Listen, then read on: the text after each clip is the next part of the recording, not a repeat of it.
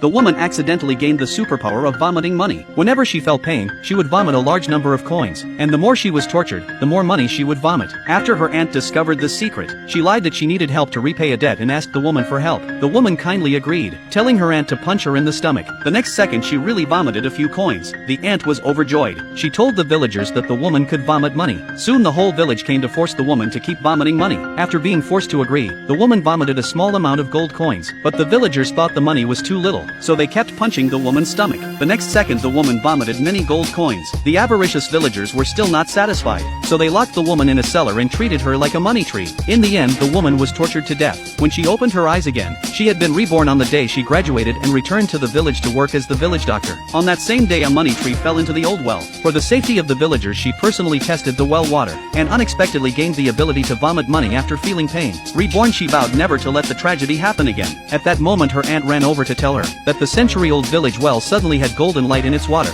and urged her to go check the water quality right away. The woman knew the money tree had fallen into the water, so she listed the names of the people who had harmed her in her previous life. She intended to make those people taste what it was like to vomit money from extreme pain. Soon she rushed to the well, and when she saw an old woman about to drink the well water she hurriedly stopped her, saying the water was too cold and the elderly were too frail to drink it. The young man was not afraid of the cold, so he ladled the bowl and drank it. Seeing this the woman did not intend to stop him, because in her previous life the young man had also been one of her killers. At that moment the village chief arrived to ask if there was a problem with the water. The woman told him the water quality was normal and safe to drink. Then the aunt suddenly noticed the well water level dropping. Everyone saw that the well had indeed gone dry in an instant. The village chief immediately sensed something was wrong, and arranged for someone to go down and investigate. They heard there was a golden tree at the bottom of the well, so they immediately pulled the person in the well up. A glittering golden tree was carried up. The woman warned that it was strange for the old well to dry up so suddenly, and, to prevent everyone from getting sick from the water, suggested they come to the clinic for a checkup in 3 days. The young man who had just drunk the water became a little nervous at her words. Then they carried the money tree away. The aunt, thinking that water steeped with the money tree would surely bring fortune, took the remaining half bucket of water home.